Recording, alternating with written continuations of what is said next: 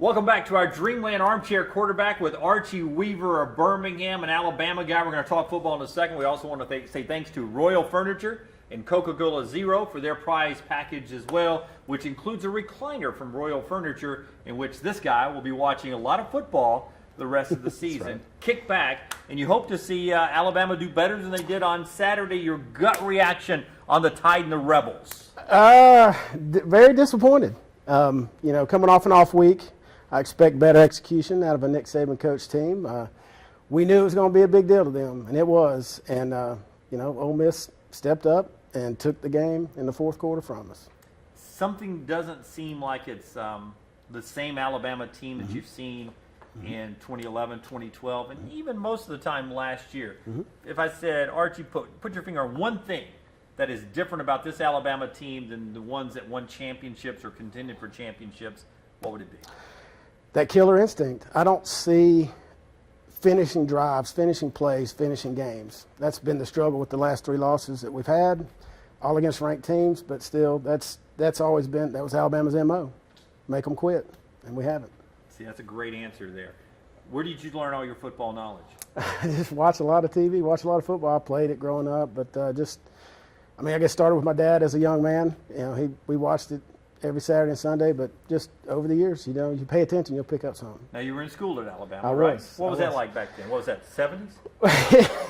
Early 80s, yeah. Actually, I was there 94 to 98, and we got worse every year that I was there. So I got a little bit, felt like I may have been the problem. Right. But, were you one of those guys that screamed at Gene Stallings to do something other than run the football? Air it out. Yeah. Air it out. Come on, Gene. Yeah. But, And then you got Mike Shula later on. Yeah. You were like, well, we've had, yes. Let's skip those eras. So people are asking the question. Yeah. Okay, Nick Saban and Alabama's lost their last three games against ranked teams. Right. Colin Cowherd today on ESPN says Gus Malzahn's the future. The game's passed Nick Saban by.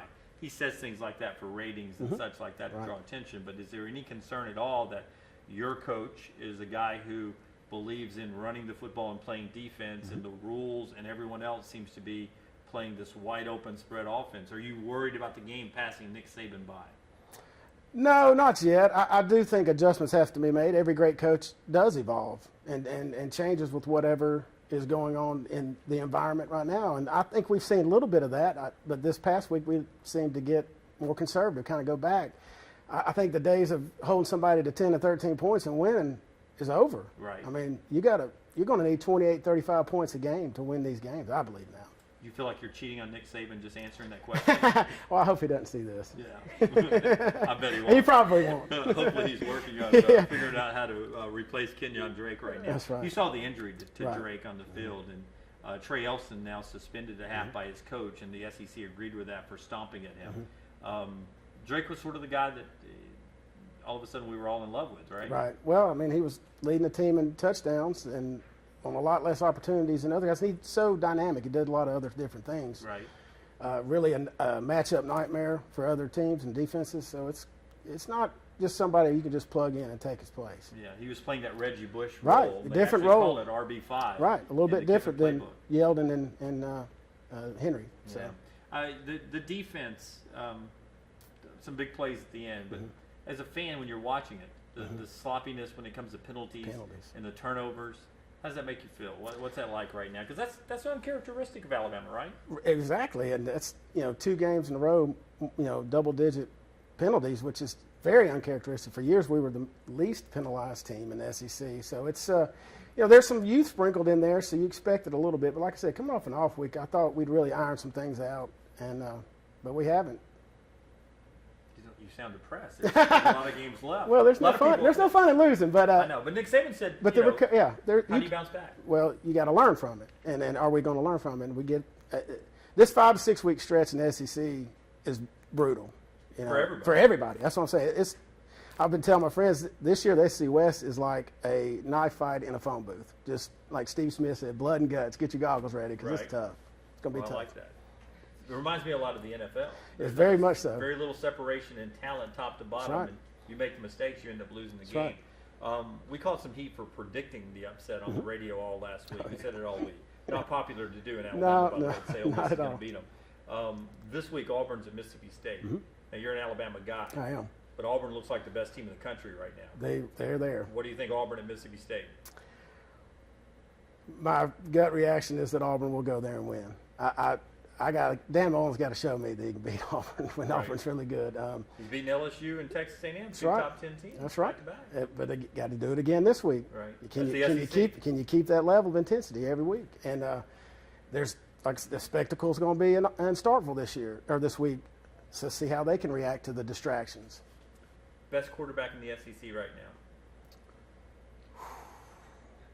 Wow.